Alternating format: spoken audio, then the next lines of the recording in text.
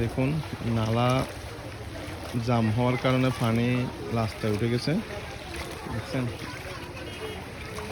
আসলে আমরা নালা দখল করে ময়লা আবর্জনা এবং গাছ দিয়ে দোকান বসিয়ে দখল করে আজকে আমরাই কষ্ট পাচ্ছি।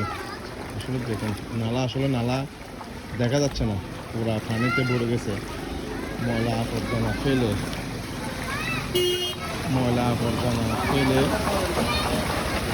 আস্তে আস্তে আস্তে ময়লা আবর্জনা নালায় জমতে যখন বিশাল আকারে হয়ে যায়, যখন বাড়ি বর্ষণ হয়, তখন আসলে আমরাই নিজেরাই কষ্ট পাই। আমরা সরকারি প্রতিনিধি মানুষকে গালি দিই, বকা দিই, কত কিছু না বলি। সরকারের দোষ, সরকার এই করছে, সরকার এই করে না, সরকার ওই করে না।